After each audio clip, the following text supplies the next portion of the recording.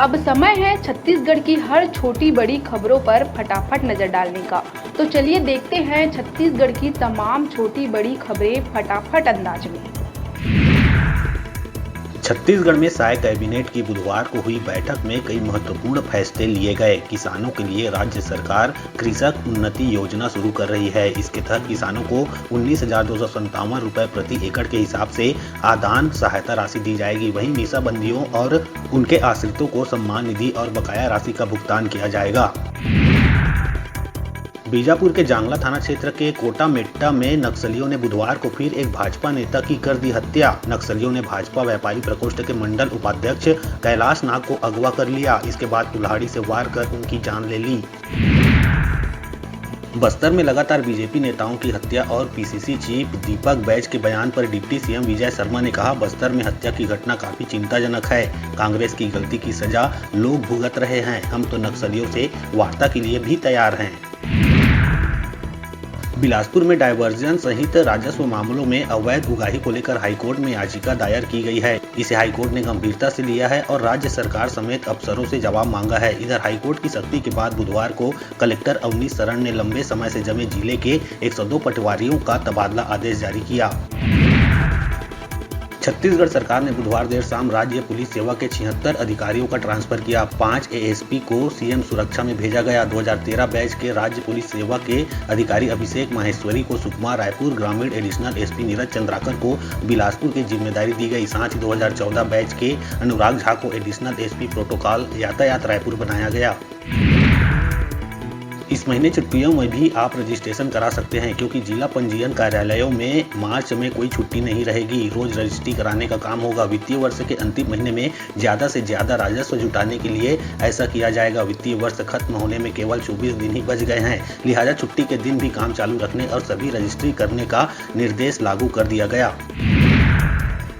बीजापुर जिले के नक्सल प्रभावित क्षेत्र चिंताकोंटा के गर्ल्स पोटा केबिन में भीषण आग लग गई। ग्रामीणों की मदद से स्टाफ सहित 300 बच्चियों को रेस्क्यू कर बाहर निकाला गया। वहीं 4 साल की छात्रा लिप्सा उइके लापता है। मौके से एक बच्ची के जले हुए अवशेष मिले हैं। अभी उसकी पहचान नहीं हो पाई है। माना जा रहा है ये उसी का शव है। आग से पूरा कैंपस जलकर खाक हो गया।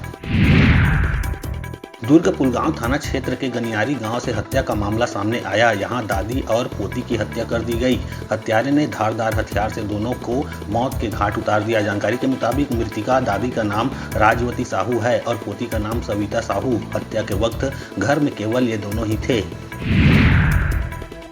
प्रदेश की विशेष पिछड़ी जनजाति बैगा, बिरहोर, पहाड़ी कोरबा, कमार के स्व सहायता समूह के सदस्यों की 64 महिलाएं हवाई जहाज से दिल्ली रवाना होंगी। सभी महिलाएं राष्ट्रपति भवन पहुंचकर राष्ट्रपति द्रौपदी मुर्मू से मुलाकात करेंगी। वहां इन्हें अपने समूह के बनाए गए उपहार भेंट करेंगी। वहीं राष्ट्रपति भवन में स्थित अमृत उद्यान का भ्रमण करेंगी। भिलाई वैशाली नगर विधायक रिकेश सेन बुधवार को अपनी विधानसभा क्षेत्र के नेहरू नगर फ्लाईओवर ब्रिज के गड्ढे नापते दिखे। उन्होंने वहीं से पीडब्ल्यूडी अधिकारी को फोन लगाया और कहा कि इन गड्ढों के चलते दुर्घटनाएं हो रही है, इसे जल्द से जल्द ठीक कराइए। बता दें 7 साल पहले 2017 में बने नेहरू नगर फ्लाईओवर ब्रिज के कई जगह गड्ढे हो गए हैं। साथ ही एक्सपेंशन ज्वाइंट में रॉड निकल गया है।